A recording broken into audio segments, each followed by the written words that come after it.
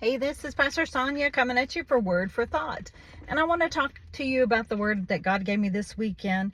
And He says, you will be salt out. Soughg. Salt out. And that comes from Isaiah. He had me in 61 and 62. And I want you to understand that 61 is the exchange. You give Him and He gives you. In verse 3, well-known verse, you give unto Him beauty. He'll give you beauty for ashes. He'll give you the oil of joy for mourning and a garment of praise for the spirit of heaviness, so that we might be called trees of righteousness, the planting of the Lord for His might, that He might be glorified. And if you go on down in the verse, it gives you a lot of more promises. Double for your shame. It's beautiful to read that, but we have to give Him those things. We have to give Him everything in us. We have to surrender completely to Him.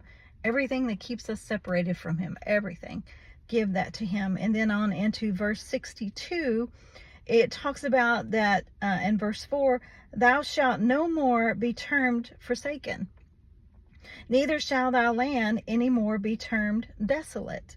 It says, but thou shalt be called Hezeboth, and thy land Beulah, for the Lord delighteth in thee. Hezeboth means that He has favor towards you. He leans towards you. He's bent towards you. You bring Him delight. And then Beulah for the land means dominion, or you are married to Him and you have dominion. According to the marriage vows, you have the same power and authority. But I love when you go on over into verse 62, it gives us, of course, more promises. It says that He sets watchmen upon the walls. That's verse 6. And then He goes on to say that everything that we labor to do will no longer be used and taken by strangers. That's verse 8 and 9, that everything that we do, we'll reap the good of it.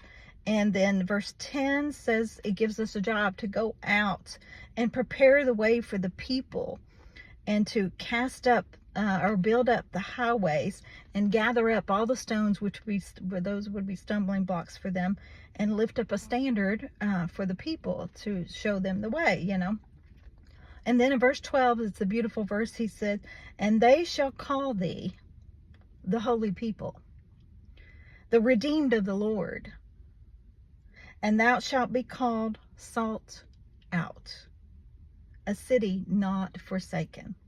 So I don't